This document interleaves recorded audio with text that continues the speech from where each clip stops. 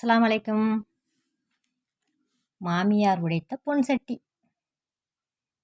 ஒரு ஊரில் மாமியார் சுப்புவும் மருமகள் கமலாவும் இருந்தார்கள். ஏ கமலா, கமலா, எங்கேடி இருக்க? இங்கே தான் இருக்கேன் அத்தை. மசன்னு நிற்காம வீடு வாசலை எல்லாம் கூட்டிட்டு கொல்லைப்புறம் போய் எல்லா பாத்திரத்தையும் விலக்கி எடுத்துட்டு வா. சரி அத்தை.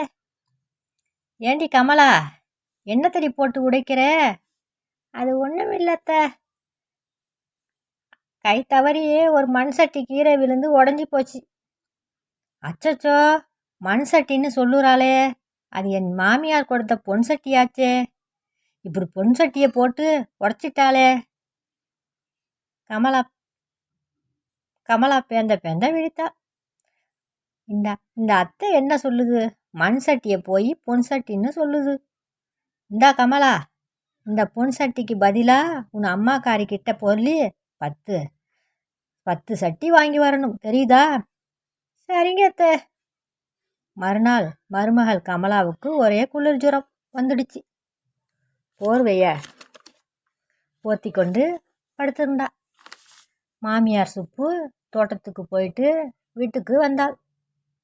என்னாடி மருமகளே, காலில் இருந்து தலை வர போத்திக்கிட்டு கிடக்கே, எந்திரிச்சு போய் காப்பி போட்டுக்கிட்டு வா. அப்படியே நீனும் காப்பி தண்ணி குடி, ஜுரம் பறந்து போயிடும், சரியா?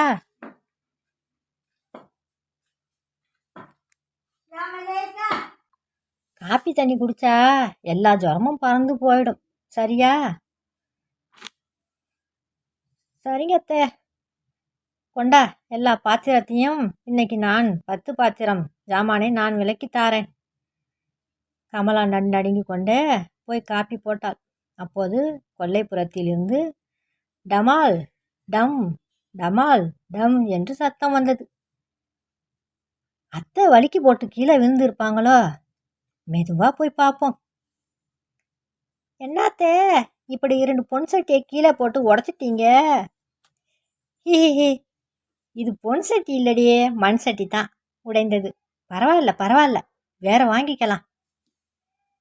ஒரு சமயம் இதுக்கு தான் சொன்னாங்களோ, மாமியார் உடைத்தால் மண் சட்டி, மருமகள் உடைத்தால் பொன் சட்டி என்று. சிரித்தாள் கமலா.